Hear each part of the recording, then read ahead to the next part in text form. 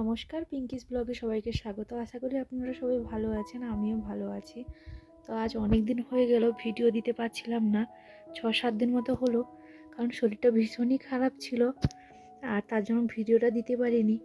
তো দেখুন, আমরা যে রুমটাই থাকি ওই রুমের পেছন দিকটা দেখাচ্ছি আপনাদের।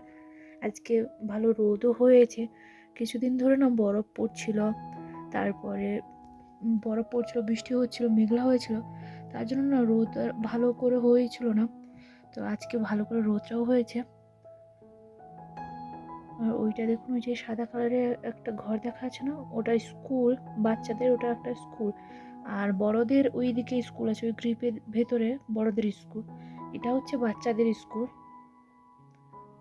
ওই যে বাচ্চারা বাইরে বেরোচ্ছে, দেখতে পাচ্ছেন না হয়তো, ঘোরাঘুরি করছে বাচ্চারা। আর এইদিকে গাছটা, আপনাদের একটা গাছ দেখাই, এই যে দেখুন সাদা সাদা ফুল হয়ে আছে, দেখতে পাচ্ছেন সাদা সাদা। এই যে আপনাদের ফুলমানি গাছের ফুলগুলো দেখালাম না, এই যে দেখুন এগুলো হচ্ছে ওই গাছের ফুল। কি সুন্দর দেখুন, সাদা হয়ে আছে ফুলগুলো, দেখতে খুব সুন্দর লাগে গাছে। আর এটা না ও কালকে অফিস থেকে আসার সময় তুলে নিয়ে এসেছিল দেখাবে বলে, তো এটাই হচ্ছে ওর ফুল ওই গাছের। দেখতেও খুব দারুণ লাগে, গাছে যখন হয়ে আছে সাদা হয়ে, খুবই সুন্দর।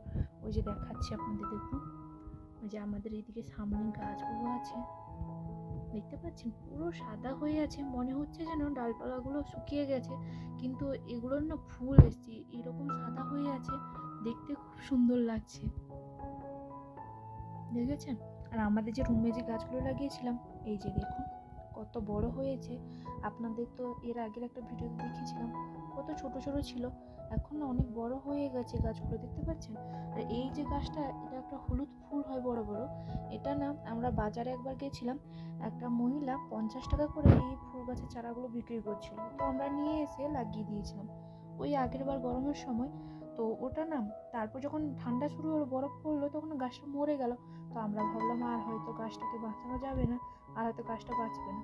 তারপর যখন দেখি যে ঠান্ডাটা আস্তে আস্তে কমতে শুরু করলো, গাছগুলো বেরিয়েছে, দেখুন এটা না 3টা গাছ হয়েছে, এই যে একটা, এই যে একটা, এটা একটা। আমরা একটা লাগিয়েছিলাম, 3টা হয়েছে গাছ। আর এইগুলো যে কি গাছ বুঝতেই পারছি না। আর এখানে ছোট ছোট চারা বেরোচ্ছে, দেখুন এটা না আমি চিয়া সিডস ফেলে দিয়েছিলাম, তার থেকেই মনে হয় চারাটা বেরোচ্ছে।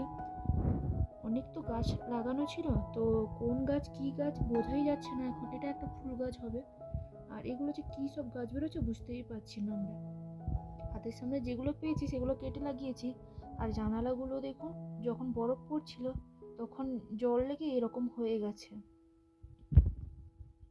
এখানে একটা গাছ হয়েছে, একটা না অনেকগুলোই বেরিয়েছে, কি যে ওগুলো বুঝতেই পারছি না, যখন বড় হবে তখন বুঝতে পারবো, নাহলে এখন আর বুঝতে পারবো না। অনেক রকমের গাছ লাগিয়েছিলাম, তারপর ওই যখন বরফ শুরু হলো না, তখন না সব মারা গেল গাছগুলো। আমরা ভাবলাম হয়তো আর কোনো গাছ বেরোবে না। এটা হচ্ছে তার উল্টো দিকে, এদিকে অনেক ঘর আছে, একটা গরু ওখানে ঘুরছে। যেদিকেই তাকাবো আমরা এখানে, সেদিকেই পাহাড়, শুতে গেলে পাহাড়, উঠলে পাহাড়, দেখতে পাচ্ছেন।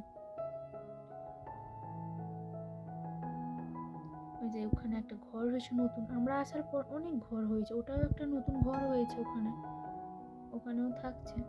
আর এদিকেও তো হয়েছে ঘর।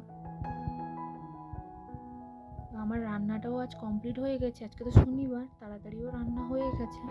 আর ওর আসতে তো দেরি হবে, যেহেতু ও তো হাফ ডে থাকে, তো এক টাইম করে আসে। এখানে যে দেখুন, এখানে ডাল করেছি, ডাল হয়েছে। আর এখানে দেখুন, এখানে চিংড়ি মাছ দিয়ে একটা ঝাল মতো করেছে, চিংড়ি মাছ আর একটা মাছ আছে।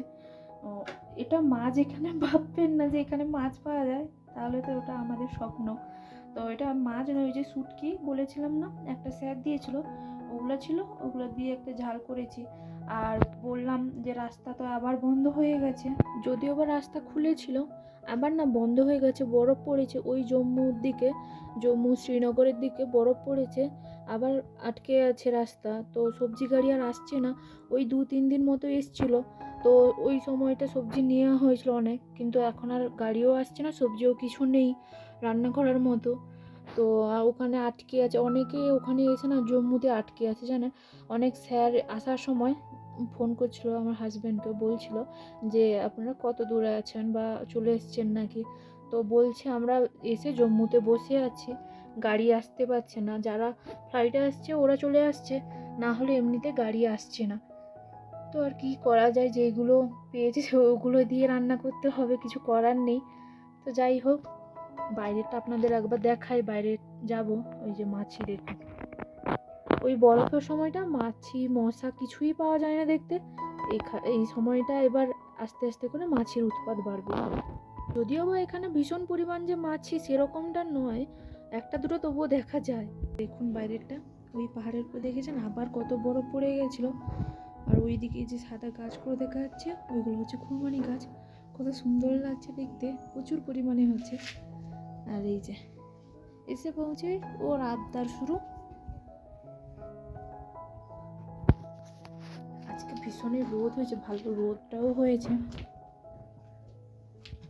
যে দেখুন।